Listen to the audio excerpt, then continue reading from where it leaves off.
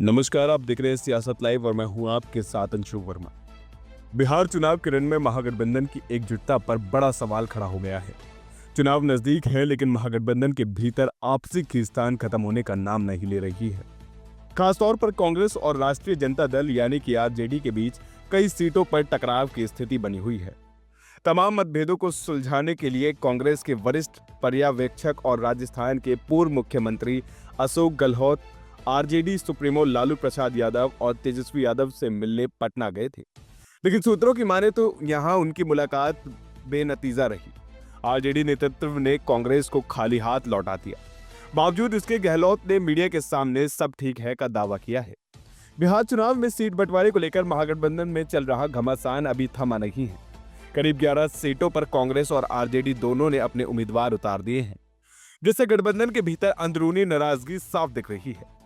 सीमांचल और कोसी जैसे महत्वपूर्ण इलाकों में सीट एडजस्टमेंट पर सहमति नहीं बन पाई है और इसी खींचतान को खत्म करने के लिए कांग्रेस के पर्यवेक्षक अशोक गहलोत ने लालू और तेजस्वी से मुलाकात की, लेकिन कोई ठोस नतीजा नहीं निकला।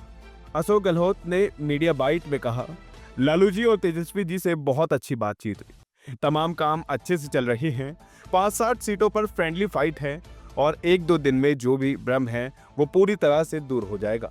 गहलोत ने इस टकराव को मतभेद मानने से इनकार किया और इसे दोस्ताना लड़ाई यानी कि फ्रेंडली फाइट का नाम दिया। उन्होंने कहा कि यह मतभेद नहीं बल्कि लोकतांत्रिक जोश का हिस्सा है। हालांकि कांग्रेस के नेता ऊपर से सब कुछ ठीक होने का दावा कर रहे हैं, लेकिन जमीनी हकीकत कुछ और ही बयां करती है।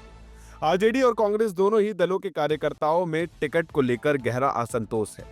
कई जगह पर कार्यकर्ताओं ने खुलकर अपनी नाराजगी की जाहिर की है और इस बीच बिहार कांग्रेस प्रभारी कृष्णा ने साफ किया है कि पार्टी का मुख्य लक्ष्य सत्ता हासिल करना नहीं बल्कि बिहार के लोगों का भविष्य है। कृष्णा ने मीडिया बाइट में कहा कि बिहार में मुकाबला 243 सीटों पर है और यह सीधी लड़ाई एनडीए के खिलाफ है। हम जनता के मुद्दों को लेकर मजबूती से चुनाव लड़ेंगे। कृष्णा ने विश्वास जताया कि महागठबंधन एकजुट होकर जनता के मुद्दों पर चुनाव लड़ेगा और बिहार में बदलाव के बयार लाएगा। लेकिन सवाल यह है कि क्या यह दोस्ताना लड़ाई केवल कार्यकर्ताओं के उत्साह तक सीमित रहेगी या चुनावी रण में मतों का बंटवारा करके महागठबंधन को भारी कीमत चुकानी पड़ेगी। अब सबकी निगाहें लालू, तेजस्वी और कांग्रेस की असली प्रेस कॉन्फ्रेंस पर टिकी है, जिसका जिक्र अशोक गहलोत ने किया। कल होने वाली इस प्रेस कॉन्फ्रेंस में ही गठबंधन की तस्वीरें साफ होने की उम्मीद है। अगर कुछ सीटों पर घटक दल आपस में लड़ते हैं तो इसका सीधा फायदा एनडीए को हो सकता है। महागठबंधन ने भरोसे की बात तो हो रही है, लेकिन जमीनी पर खींचतान अब भी बरकरार है। हम इस पूरे घटनाक्रम पर लगातार नजर बनाए हुए हैं। बिहार चुनाव से जुड़े हर अपडेट के लिए बने रहिए हमारे साथ। धन्यवाद।